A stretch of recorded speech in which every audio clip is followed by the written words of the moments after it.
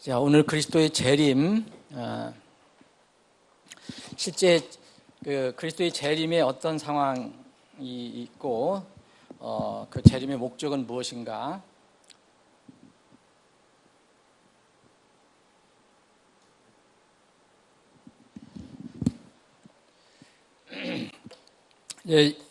예수님의, 여러분 가지고 계신 자료는 57페이지입니다. 예수님의 재림을 예언한 것은 구약 시대부터 계속 되어온 겁니다. 예수님께서 오셔서 내가 앞으로 이렇게 오겠다 이런 직접적으로 말씀도 하셨지만, 많은 대언자들이, 구약의 대언자들이 이것을 멀리 내다보고 예수님이 초림뿐만 아니라 재림도 하실 것이라는 것을 알려주었습니다. 에녹이라는 사람은 구약 사람이잖아요. 근데 유다서는 에녹이 이것을 대언했다고 얘기해주고 있습니다. 유명한 이사야 대언자는 예수님의 초림과 재림을 다 대언을 했어요. 예레미야 물론 당연히 했고요. 그리고 마지막 때에 하나님의 어떤 그 심판의 스케줄을 자세하게 기록한 다니엘도 예수님의 재림을 얘기했습니다. 요엘 선지자, 대언자, 그리고 미가, 그리고 우리가 지금 공부하고 있는 스가랴 대언자도 예수님이 오실 것이다. 그래서 스가랴는 특별히 예수님이 오시는 장소를 이렇게 포인트를 맞춰서 말씀해 주셨어요. 바로 그것이 바로 예루살렘 동쪽에 있는 우리가 익숙한 감람산, 근데 이제 올리브산, 거기로 오신다. 근데 그때 오실 때 자연적인 대격변이 일어날 것이다. 지진을 비롯해서, 그래서 완전 지형이 바뀌는 그런 것을 예언해 놨습니다. 이런 많은 그 구약의 대언자들이 예수님의 다시 오심, 초림뿐만 아니라 다시 오심에 대해서 대언했습니다. 초림이, 많은 사람들이 초림을 이렇게 믿지 않았지만, 이사야 대언자가 약 예수님 오시기 전에 700년 전에 예수님이 오실 것이다. 그런데 700년이 됐을 때 그것이 성취가 됐습니다. 예수님의 재림은 지금 거의 2000년이 지났지만, 예수님 말씀하실 때 해서 한 2000년이 되어가 있지만 아직도 성취가 되지 않고 있고요. 구약의 대언자들이 얘기한 것을 기준으로 하면 더 오랜 기간, 시간이 지났지만 아직 성취가 되지 않고 있습니다. 초림이 성취가 됐으니까 당연히 재림도 이제 성취가 될 것입니다. 이 재림 성취는 아무도 그 시간을 얘기할 수 없지만 우리의 세대에 이루어지지 않을까 하는 생각을 해봅니다. 자, 그래서 신약에서는 베드로 사도는 이것을 아주 많이 강조했어요. 베드로서 전후서에는 이 내용을 많이 얘기하고 있습니다. 그리고 바울은 뭐 말할 것도 없죠. 바울은 다시 오실 주님을 간절히 사모했고, 다시 오실 주님에 관한 신비 여기 연결시켜서 이제 휴거, 공중 들림에 대해서도 놀라운 그 비밀을 이제 공개를 하게 되죠. 이제 지금은 더 이상 비밀이 아닙니다. 신비가 아닙니다. 이제 성취돼야 할 그 진리인데, 그리고 사도 요한은 방대한 하나님으로부터 계시를 받아갖고 요한계시록이라는 것을 기록을 했는데, 그것은 다 요한계시록은 주님의 초림이 아니고 재림에 관련된 기록입니다. 그리고 사도행전 1장에 보면 예수님이 이제 승천하실 때, 부활하시고 나서 제자들과 이별하시면서 승천하실 때 천사들이, 그 제자들이 왜 넋놓고 바라보고 있느냐, 그 동일한 예수님께서 다시 똑같은 방법으로 오실 것이다. 그래서 그 천사들도 예수님의 재림을 이야기했고요. 또 예수님 자신도 뭐 수차례 말씀하셨습니다. 이 예수님이 복음서에서 말씀하신 것이 주로 그런 얘기입니다. 그래서 예수님은 예수님의 재림에 관해서 말씀하실 때 우리에게 절대 깨어 있어라, 자지 말고 깨어 있으라는 말을 강조해 주셨습니다. 그래서 예수님이 다시 오신다, 초림뿐만이 아니라 초림하신 예수님이 대속사역을 완성하신 뒤에, 승천하신 뒤에 다시 오신다, 이것을 수많은 사람들이, 하나님의 사람들이 이렇게 대언을 했습니다. 자, 그러면 이제 우리가 늘 생각하는 것이, 그래, 선생님 아직 안 왔어? 그러면 일리 앞에 와, 다 앞으로 와. 너희들도 들어도 상관없어 오늘. 너희들도 잘 들어, 괜찮아. 예수님의 재림에 관해서 얘기하는 거니까. 오늘 비가 많이 와서 하면 선생님 듣는가 봐.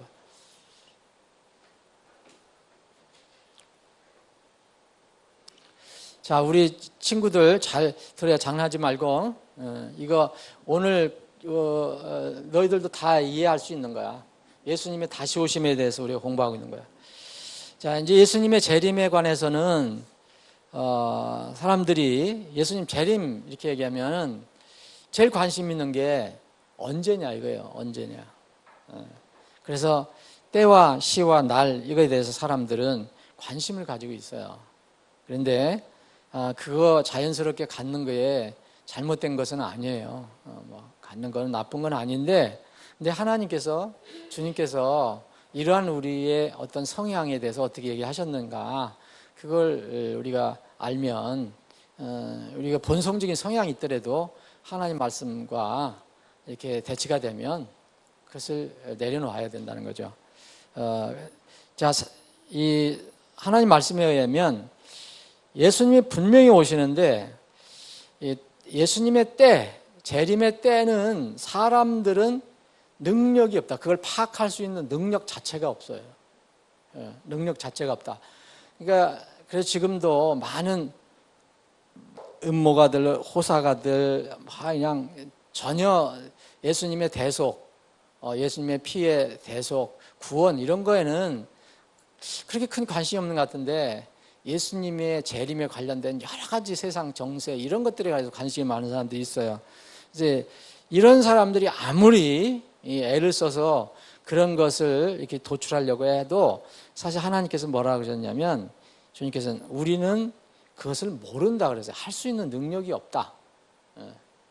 그러니까 여러분들이 아무리 누가 기가 막힌 사람이 뭐를 계시를 받고 뭘 날짜를 계산하셔야겠다 해도 그 사람은 하나님께서 하신 말씀을 이게 거역하는 거예요. 여기 마태복음 24장 36절에 보면, 그러나 그 날과 그 시각은 결코 아무도 알지 못하나니 하늘의 천사들도 알지 못하고 오직 내 아버지만 아시느니라. 이게 뭐니까, 아무도, 사람이라는 것은 예수님이 오실 날을 이렇게 정확하게 알거나 계산할 수 있는 능력 자체가 없다는 거예요. 사람은 불가능하다는 거예요. 천사도 그거는 불가능하다는 거예요. 오직 하나님만, 아버지만 아신다는 거예요. 그러니까 이걸 얘기하니까 어떤 사람은, 또 머리가 좋은 분들은 그건 날과 시만 얘기한 거지, 뭐 무슨 한 주냐 한 달이는 또 얘기할 수 있다는 거예요. 근데 이 여러분 뜻은 뭐냐면, 이게 꼭 그런 뜻이 아니라는 걸 알잖아요.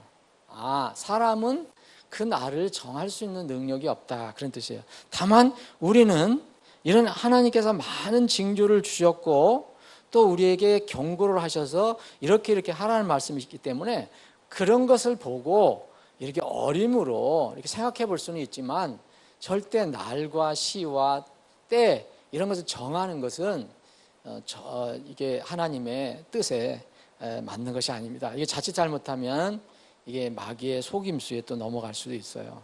이것 때문에 여러분, 많은 사람들이 하나님을 알려고 하던 일을 이제 중단하고 세상을 돌아간 사람이 있어요. 좀 관심이 있었던, 옛날에 1992년인가 우리나라에서 그게 뭐죠? 무슨 선교회, 무슨 예수님 오신다는, 다미 선교회 있을 때 그거 여러분 그거 사건 나고 나서 그 사람들이 막 난리를 피웠을 때 뭐 이렇게 예수님 오신다고 밤 늦게까지 뭐 하다가 나중에 안 오니까 허탈해 갖고 거기서 완전히 기독교를 떠난 사람들이 있어요. 기독교를. 예? 그러면 그 사람들은 문제가 뭐냐면은 기독교를 통해서 거듭난 경험이 없은 거예요. 그런데 그런 사람들은 다른 사람들도 또 그런 관심을 좀 가지고 있던 사람들이 영영 저 다 거짓이라 이렇게 생각해갖고 접근을 아예 하질 않는다는 거죠. 그런 사람들이 종종 있습니다. 꽤 있습니다. 저도 그 아는 사람이 아는 사람을 알고 있는데, 예?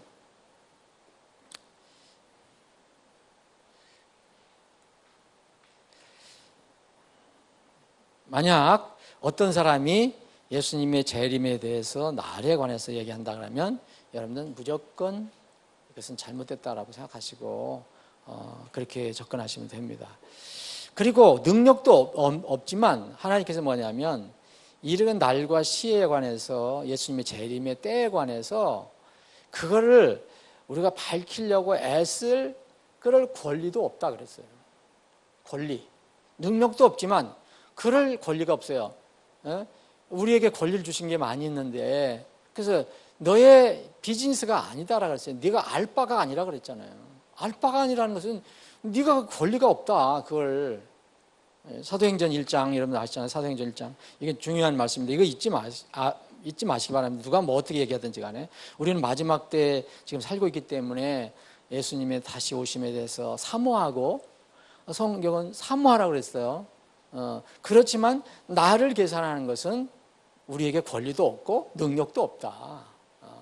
자, 사도행전 1장 6절 그러므로 그들이 함께 모였을 때 그분께 여쭈어 이르되 주여 주께서 이때에 그 왕국을 이스라엘에게 다시 회복시켜 주고자 하시나이까 하매 그분께서 그들에게 이르시되 그 때나 그 시기는 아버지께서 자신의 권능 안에 두셨으니 너희가 뭐예요? 알 바 아니요 그래요.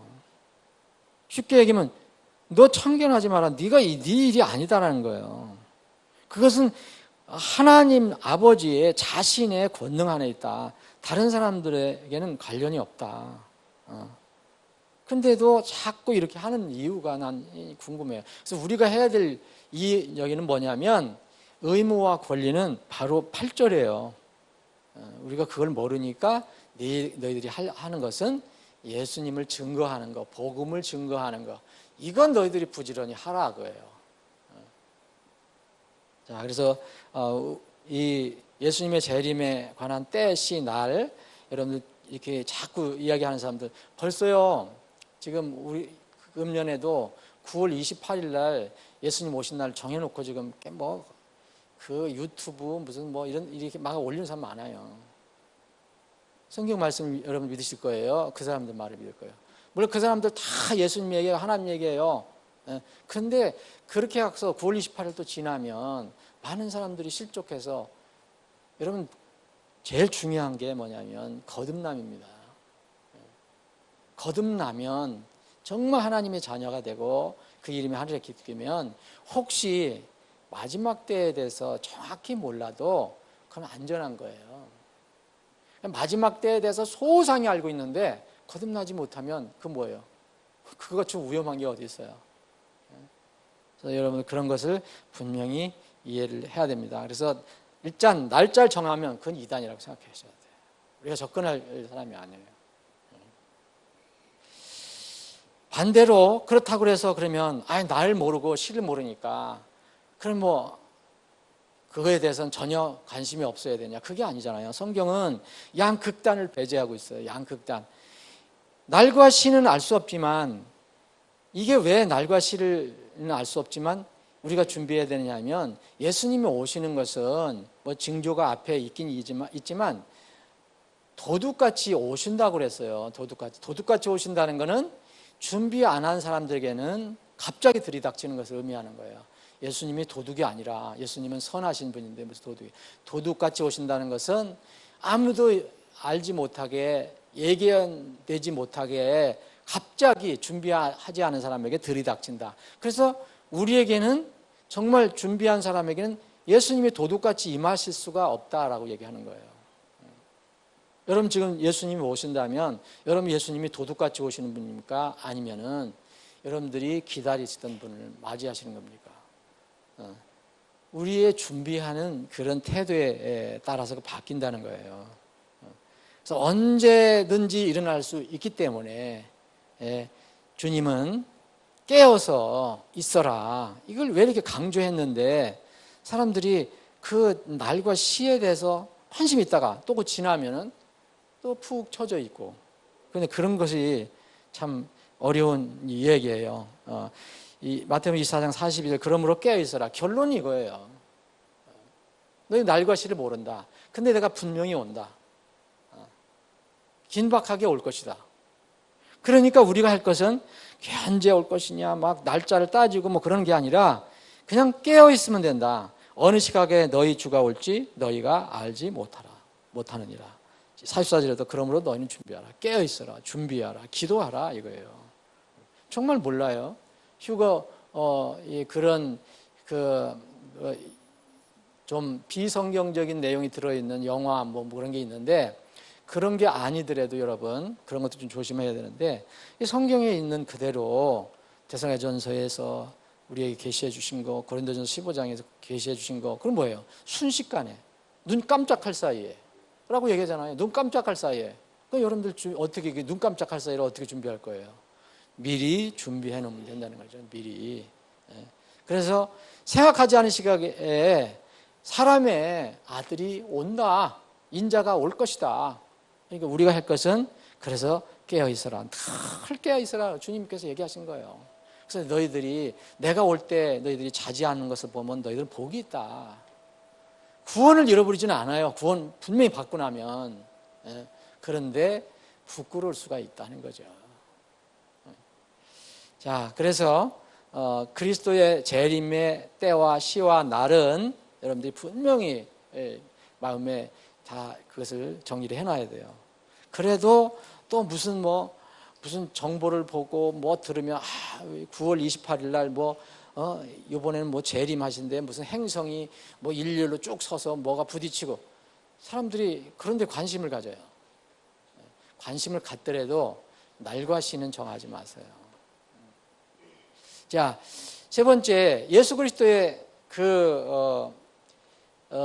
예수 그리스도께서 오시는 그 목적이 뭐냐 이거예요. 뭐라고 생각할 수 있겠어요, 여러분? 그러니까 여기서 한 13가지를 한번 정리를 해봤어요. 예수님이 왜 오시느냐 이거예요. 분명히 오신다고 그랬으니까. 자, 첫 번째는 산자와 죽은 자를 심판하신다고 그랬어요. 디모데후서 4장 1절에는 산자와 죽은 자, 산자, 구원받은 자, 그리고 구원받지 못한 자 다 심판을 받아요. 누가 심판하십니까? 하나님 아버지께서 예수 그리스도에게 심판권을 넘겨주셨어요. 그래서 예수님이 심판하시는 거예요. 예수님이 심판하셔요. 우리도 당연히 예수님이 심판하시고 우리를. 그래서 산자와 죽은 자를 심판하시기 위해 오신다. 그리고 이 고린도서 15장에 있는 부활장에서는 부활이라는 것은 사망을 완전히 폐기하고 승리하는 사람들에게 이게 기쁜 소식이잖아요. 여러분 우리가 아직도 약속은 받았지만 지금 우리가 죽음을 완전히 벗어나지 못해서 그 권리를 권능에서 벗어나지 못해요. 지금 우리가 죽을 수 있잖아요. 육신적으로. 근데 그때가 오면 죽음이 끝나는 거예요. 부활이 되면, 휴거가 되면, 주님이 오시면. 그래서 사망을 완전히 멸하시기 위해서 오신다 그랬어요. 사망을 조롱할 수 있는 때 바로 이때가 부활 때다. 무덤을 조롱할 수 있을 때. 그리고 이제 그 이스라엘과 관련돼서는 이스라엘을 마지막 때에 공격을 하잖아요. 이제 지금 스가랴서 공부할 때 그걸 공부하고 있는데 이스라엘을 주변에 있는 아니면 전 세계적인 연합군이 형성이 돼 갖고 예루살렘으로 진격을 하죠. 그래서 이스라엘을 거의 멸망시킬 즈음에 이제 예수님께서 나타나셔요. 그게 이제 요한계시록 19장에 기록이 되어 있는 거고, 그래서 그때 이스라엘을 공격하는 적그리스도 군대와 이스라엘의 모든 적들을 이렇게 쳐부시기 위해서 오십니다. 그러면 이제 사탄을 잡아서 이제 무적행, 바닥이 없는 큰 구덩이에다가 넣기 위해서 오신다 그랬어요. 재림하실 것은. 그리고 당연히 그렇게 되면 뭐예요? 예수님이 이제 이 지상의 왕으로서 다스리시는 그 시점이 되는 겁니다. 그래서 그리스도의 왕국, 인간의 모든 왕국, 4개의 대표되는 왕국이 다 망하고 마지막에 5번째 영원한 왕국, 이 왕국은 그리스도의 왕국, 이것을 세우시기 위해서 오신다. 당연히 통치하시기 위해서 오시는 거고요. 근데 우리가 7번째로 기록한 건 뭐냐면 7번째 그 하나가 더 적였네. 이게 전부 14가지네. 이게 하나 중복이 됐습니다. 7번째, 8번째 보면 그 다음부터는 하나씩 다 여러분 저기 하면 돼요. 붙이시면. 그 7번째, 8번째는 정말 우리가 지금은 굉장히 억울하게 불공평하게 사는 것 같잖아요. 사실 그래요. 그런 부분도 있어요. 어떤 사람은 태어날 때부터 정말 금수저로 태어나서 죽을 때까지 금수 생활하다가 가는 사람이 있고, 어떤 사람은 가난하고 고통받다가 가는 사람이 있어요. 북한에서 태어나서 북한에서 죽은 사람은 저렇게 태어나자마자 고통스럽게 살다가 죽을 때도 고통스럽게 죽어요. 그런데 주님이 오시면 우리는 다 판단할 수 없지만 주님께서는 모든 것을 빛으로 드러내시기 위해서 오신다 그랬거든요. 빛으로 드러내신다. 사람의 마음과 생각과 의도까지 분별하시기 위해서 오신다. 그리고 선과 악, 진리와 비진리, 의인과 사악한 자, 어리석은 자와 지혜로운 자를 그대로 갈라내시기 위해서 오신다. 그러면 그때는 사실 불공평이라는 게 없어요. 이 짧은 기간 7, 80년 동안 어떤 불공평한 것은 있을 수 있지만 이것은 주님이 오시면 영원한 세계가 시작되기 때문에 영원한 세계의 관점상으로는 불공평한 게 없다. 절대 없다. 그래서 그걸 어떻게 보상하실지는 모르지만 천국에도 여러분 분명히 똑같은 천국에 가는 사람들이 똑같은 대우를 받는 게 아니에요. 대우라는 표현은 좀 그렇지만 지옥도 마찬가지예요. 지옥 똑같은 등급이 아닙니다, 여러분. 주님께서 분명히 이건 말씀하셨어요. 그래서 이때가 되면 모든 것이 공평해진다 이거예요. 공평해진다. 거기 9번째 보면 구원받은 성도들의 영혼육을 구원을 완성하기 위해서 지금 우리가 그것을 소망하고 있는 겁니다. 소망 중에 소망이에요. 우리가 영혼은 구원받았지만 여러분들 몸은 힘들잖아요. 지금 여름에 이렇게 무덥고 찌고 습기 많고 몸이 괴로워요. 그렇죠? 잠도 잘 못 자고 덥고 몸이요, 몸. 기후에도 그렇고 또 다른 일로 인해서도 우리 몸에 어려움이 있어요. 근데 이게 완전히 이제 완성이 될 때가 있다. 우리의 고단하고 고달픈 삶이 끝나고 우리 육신에, 그래서 바울 사도는 로마서 8장에 그 날을 소망한다. 자연물도 모두 그런 날을 기다리고 있다. 완전히 회복되는 날을 기다리고 있다. 그것을 위해서 예수님 오신다. 또 거기 성도들의 믿음의 단련이 칭찬과 존귀와 영광으로 드러나기 위해서, 골로새 3장 4절에 보면 칭찬과 영광과 존귀로 드러내기 위해서 여러분들의 신앙이 구원받고 나서 주님을 섬기고 주님 몸을 섬기고 혼들을 섬기고 일어났던 것들이 정말 주님이 칭찬하시고 존귀를 드러내 주시는 그때가 온다. 그것이 주님이 오실 때다. 그래서 어떤 사람들은 땅에서 보상을 받고 왕과 제사장으로 통치하는 사람들이 있다고 성경은 얘기합니다. 지금 여러분들 왕과 제사장으로 통치를 못하고 있어요. 근데 예수님이 오시는 여러 가지 목적 중에 하나, 여러분들 중에 누구를 왕으로 세우시고 분봉왕으로 세우시고 또 제사장 역할을 하게 하시는 그런 일을 하시기 위해서 오신다. 또 성도들 가운데서 영광을 받기 위해서 오신다. 여러분 지금은 우리가 하나님께 영광을 돌린다고 해요. 예수 그리스도를 찬양하고 또 간증을 하고 하면서 예수님의 이름을 높이고 하는데 사실 그게 뭐 얼마나 우리가 리얼하게 그렇게 하겠어요. 근데 이제 주님을 딱 만나면, 주님이 재림하면 그 앞에 보복하고 엎드리고 정말 그 감격 속에서 이제 하나님께, 주님께 영광을 돌리게 된다는 거죠. 그래서 그 계시록에 보면 그 24장로는 아주 성도들의 대표라고 볼 수 있는데, 하나님께서 주신 그 헌신된 그 삶에 대해서 이 왕관, 면류관을 주셨는데 그것까지도 자기들이 쓸 수가 없어서 주님께 다 내어드리는 그런 장면이 나와요. 모든 영광을 주님께 배워서 되는 게 아니라 그때는 이제 완전한 사람이 되니까, 이게 뭐 믿음이 더 증거하고 안 하고 뭐 믿음이라냐 지금 지상에서 이렇게 할 필요도 없어요. 그때 되면 이제 영화로운 몸이 됐을 때 자연적으로 주님 앞에 영광을 돌리는 그런 삶이 된다. 그건 주님이 오실 때 이제 가능하다는 거죠. 그리고 이제 마지막으로 거기 정말 우리에게 큰 격려가 되고 힘이 되는 신실한 성도들에게 보상을 주시기에 오신다는 거예요. 성도들에게는 공통적으로 누구나 차별 없이 주는 게 있어요. 그것은 구원이에요. 구원. 천국에서 영원히 살 수 있는 기회를 주시는 거예요. 이건 은혜로만 되는 겁니다. 선물로 되는 거예요. 내가 뭘 잘하고 뭘 못하고 이래서 결정되는 게 아니라 그냥 진실한 믿는 마음, 그 예수 그리스도의 피를 믿는 믿음으로만 이걸 주셔요. 그런데 성경은 강조해요. 계속 강조해서 성도들 가운데도 신실한 사람이 있고 신실하지 않은 사람이 있다. 그래서 신실한 성도들에게 보상해 주는 것인데, 그게 바로 이제 간단히 얘기하면 면류관이라는 게 크라운이라는 거죠. 크라운.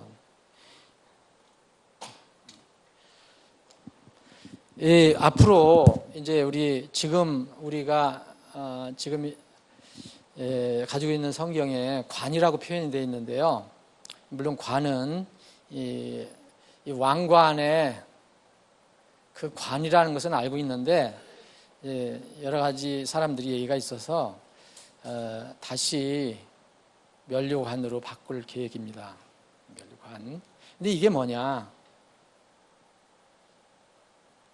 다른 말로 하면 왕관이에요. 왕관. 면류관은 옛날 그 임금들이 쓰고 있었던 그 관을 면류관이라는 거예요. 전혀 문제는 없어요, 이게. 우리도 작은 왕이 될 수 있으니까. 근데 주님이 쓰시는 왕관하고는 차이가 있어야 될 거예요. 그래서 어떤 왕관으로 하든 면류관으로 하든 우리가 이제 앞으로 주님께서 약속하신 것이 이 면류관을 주시겠다, 왕관을 주시겠다. 그게 그 받는 사람이 어떤, 그 사람에게 무슨 영향을 주고 어떤 것인지는 저는 잘 모르겠어요.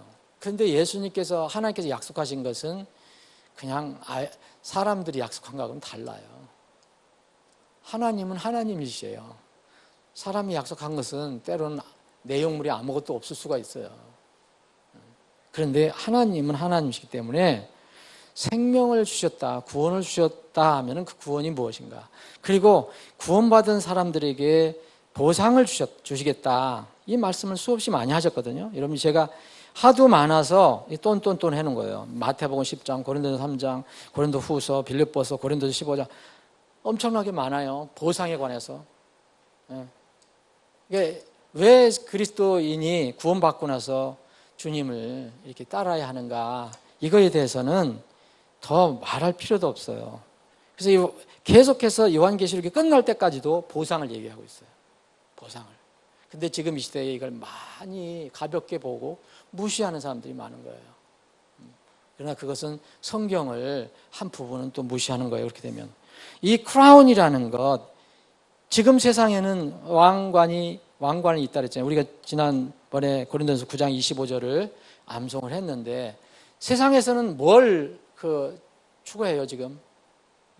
여러분들이 세상에 잘 되려고 하는 거, 출세하려고 하는 거, 명예 얻으려고 하는 거, 무슨 학업에 관해서 무슨 명예를 얻으려고 하는 거, 모든 거 이게 다 사실은 이 땅에서 얻는 왕관이잖아요. 보상이잖아요. 보상인데 이거는 뭐라 그랬어요? 썩는다 그랬어요. 그 자체가 필요 없다라는 게 얘기하는 게 아니에요. 이것은 언젠간 썩는다 이거예요. 그래서 그거 한시적인 거예요. 이건 한시적인 거. 근데 하나님께서 우리에게 준비하신 것은 썩지 않을 왕관이에요. 썩지 않을 면류관.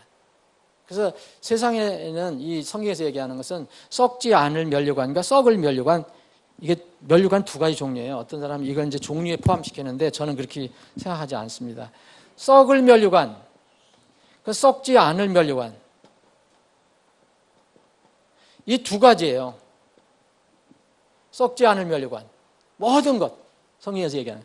근데 썩지 않을 면류관 중에서, 왕관 중에서 여기서 네 가지가 있는 거예요.